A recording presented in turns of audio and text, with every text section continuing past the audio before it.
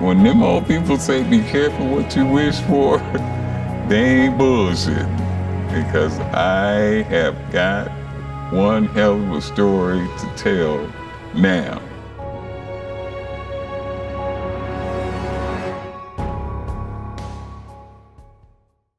I wanted to be Mr. America after winning the smaller titles, smaller city titles. My goal was to be Mr. America, and it did not matter, you know, what I had to do in order to be Mr. America. I would have done it. That was my goal, and once I set a goal, you know, I don't let anything stop me from achieving that goal.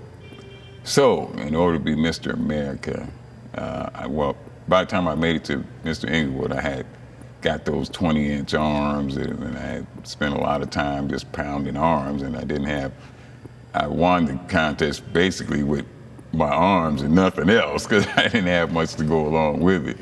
But after the contest, the promoter of the contest, I remember his name, but I'm not gonna say it, asked me, he pulled me to the side and he asked me, he said, CT, what are you taking? And I told him that I was taking desiccated liver pills, because at the time that was very big. I was taking a lot of desiccated liver pills, protein, and creatine hadn't even been invented at that time. So those were the big things I was taking, desiccated liver pills, and eating a lot of egg whites. Not egg whites, I'm sorry, I ate the whole egg, a dozen at a time. And he said, no, what are you taking? And I said, that's what I'm taking, you know. And he goes, wait a minute, CT, what steroids are you taking? And I said, what's that? And he said, you don't know what steroids are? I'm like, no, I don't, what the fuck? I mean, I'm surprised you know what the fuck is a steroid? I don't know what a steroid is. I figured everybody on the cover of those magazines was doing it the same way that the big ass guys that I seen in my neighborhood was doing it. They'd been locked up, they were in the penitentiary. I figured that they had been locked up, they were in jail, and they, you know, got on the stage and put some little posing panties on and won a trophy, and that's how they did it. Yeah, I don't gotta get locked up. All my relatives locked up. I just learned what they did when they were in there and do the same thing. I figured they did it from just eating and working out. You know, I didn't even know what I don't think anybody in Compton knew what a fucking steroid was back then. It was too fucking poor to think about a fucking steroid, you know. It's just, you gotta try to buy food to eat. Fuck, you know, I can't afford no steroids. So anyway, he explained it to me. He said, all those guys you see on the cover of those magazines, and I don't know them personally, I'm just telling what he told me. He told me all those guys you see on the cover of those magazines are taking steroids. Oh, wow, really? He said, what I'm telling you now will not be a surprise to anybody. There's a lot of people that say, I follow, that knows me, because I've explained the same thing in a powerlifting magazine interviews, and you know, people ask me, and I've explained the same thing.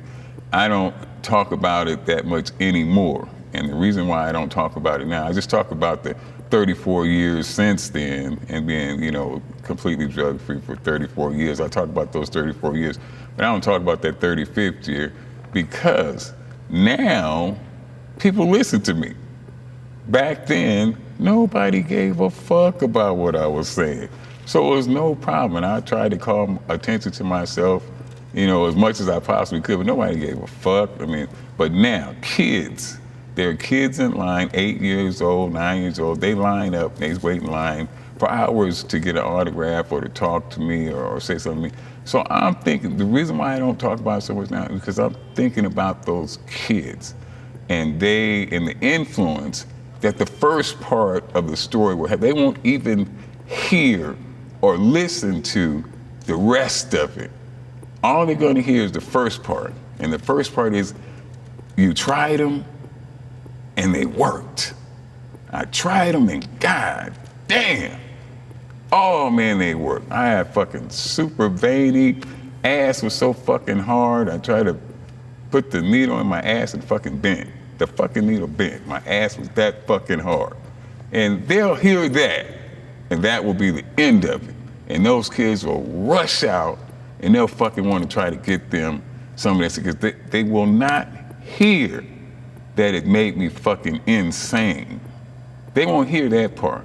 They will not hear that I want to murder fucking people at a stoplight for looking in my fucking car too long. They won't hear that part. They won't hear that at the time I was married, and my wife that I was married to was 5 fucking minutes late getting home. They won't hear that I was pacing up and down the fucking driveway waiting for her to get to that house so I could fucking kill her. They won't fucking hear that part. They'll just hear that he took it and, oh man, it worked. That's all they'll hear. So I don't talk about that experiment because I fucking tried it out because I wanted, they promised me that I could be the next Arnold Schwarzenegger, I could be the next Robbie, I could be on the cover of those magazines. And when you are a youngster, you hear somebody tell you something like, you can say, oh, I turned it down, no way I would do it. You're a fucking lie. But first of all, ain't nobody gonna make that fucking offer to you. They're not gonna make that. They don't make it to every fucking body. I had 20-inch arms that didn't know what the fucking steroid was. They're not gonna make you that offer. So you don't know what the fuck you would do. So that's why I don't talk bad about anybody who makes the decision to take steroids. How can I? Because I'd be a fucking hypocrite if I did. That opportunity was presented to me, I took it, and it fucking, it damn near cost me everything. I don't do it because of the experience I had. It fucking made me a fucking loony ass, raving, lunatic, maniac, wanting to kill fucking people asshole.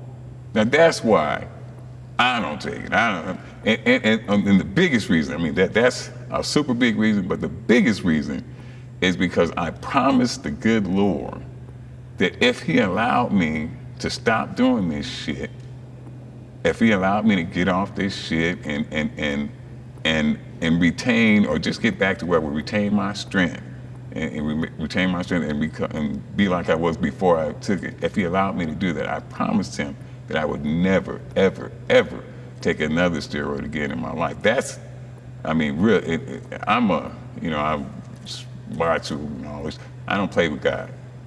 I don't play with God. I'm not the most religious person. I told you why, but I seriously believe in God, and if I make a promise to God, I ain't thinking about breaking it, because I super believe in God. I'd be the most religious person on earth, but I definitely believe in God. So I made him that promise. 34 years and have not broken that promise, man. And that experiment lasted about, within it would go every 2 months or 2 months, I don't talk about off, a little over a year probably. So, but it was probably 6 months of actually being on. So it lasted about 6 months, and not for me. So, but I don't blame you if you do, but not for me.